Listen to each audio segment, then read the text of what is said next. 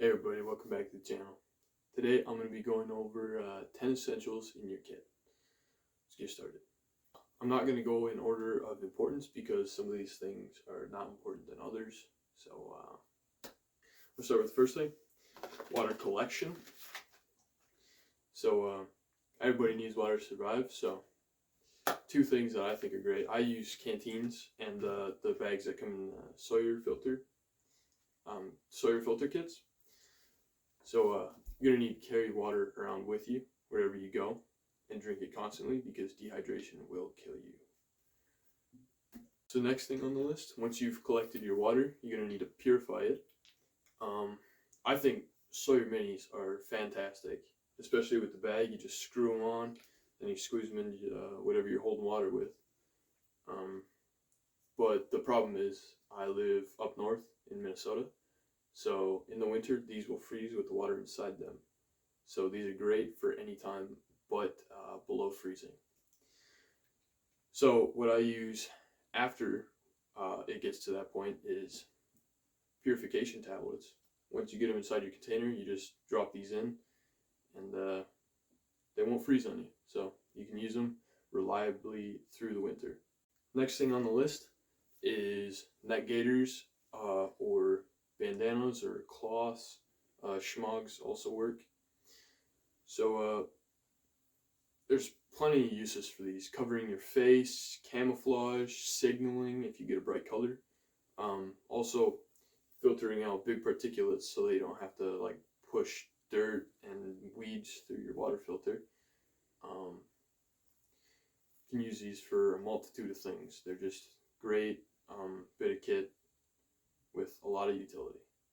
The next thing, and a super important one, is fire starting. You're going to want to be able to start a fire. You can use this for plenty of things like shelter, staying warm, cooking food, purifying water, signaling. One thing that I don't hear a lot of people talking about, but I think is super important, is the ability to cauterize wounds. If you get a cut, you don't want to bleed out or get it infected. You just light it, hold it up to your skin a little bit, melt it, form it over, put it back together. Fire's great. You're absolutely going to want to be able to do it. So I have a lighter is my first choice, and then as a backup, a little ferro rod with a striker. There's plenty of ways to start a fire, and you're going to want to have multiple ways in your kit with you, just in case you have a failure with one of the others. So next thing on the list is poncho. Camouflage or not, I think camouflage would be better, but you could use a bright colored one for signaling. Camouflage one could be used for just that, be used for camouflage. I mean, based on what you need it for, that should determine whether you get camouflage or a bright color or just a neutral color in general. It's great for building a shelter or having protection from the elements. You could also use it for water collection. It can also add a lightweight insulation if you're in a not so cold environment, such as early fall or early spring. So if you're getting cold, just throw this over you, tighten it up a little bit. You're going to want to have cordage also. I also have tape. Tape and cord is great to have. You can choose either one or both. Tape is sticky, you can wrap it around things, camouflage your stuff. Silence buckles are metal. Cordage holds stuff together, tie up your tarp. Both are great to have. I think they both fall under the same category though. If your shoelaces catch on something, snap, break, you can tie up your shoes with more cord. So many uses. You can tear it apart, take the threads out, use your lighter, melt the plastic if you need to like make a patch for one of your clothes or your poncho. Great to have. Use it as a tourniquet or whatever you need. Keep cordage in your bag. Next thing up is you're going to want to have extra socks. Always have extra socks. In case you get your socks wet, your feet wet, boots wet, always have extra socks. having dry socks in the field while you're out in the woods. Keep them dry, warm. Use them for other things too. I don't know.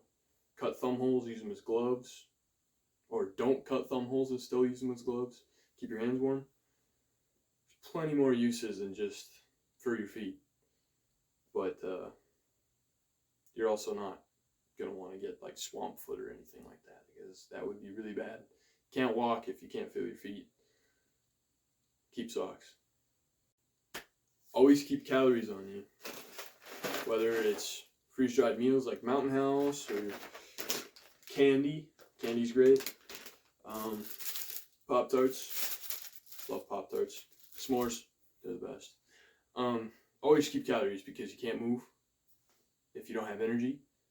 Your body's warmth is produced by having energy, calories. Can't operate on an empty stomach. Always have calories on you. Doesn't matter what it is. Trail mix, in a pocket, easy to get to, so when you're moving you can just reach down, take a scoop. That's why candy's good, like Skittles, Jolly Ranchers. You just reach in your pocket, pull out a handful or a couple, just pop it in your mouth, keep going. With something like a Mountain House, you are going to have to sit down and prep some hot water, pour the hot water, wait for it to heat up the food. Pop-Tarts, just crack into, eat it.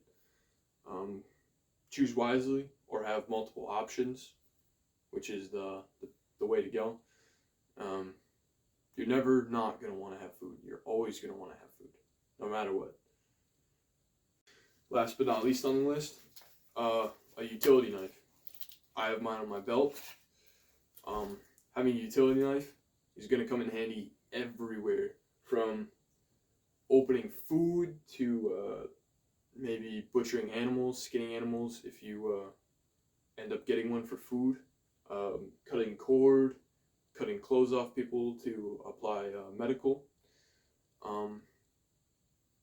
killing something if you get close enough to do so. Having a knife is super important. You can also process wood for fire.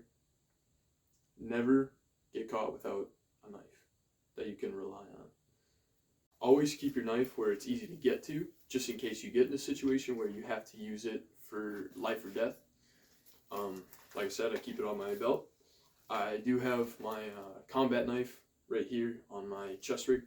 Easier to get to, because that's the one I'm going to go to first, but you're not going to want to always have your knife like inside your pack or something, or in a pocket where you have to fiddle with the flap to get to. Just have it nice, easy, and accessible. It's going to be the best bet for you. So that's going to be all for this short and sweet video. Wasn't that long, but I hope that you got something out of it. If you have something more than what I provided, you can go ahead and feel free to leave it in the comments. Thank you for watching. Subscribe to the channel. Go look at the other videos. That's all for the video. Stay tuned for the next one. See you guys.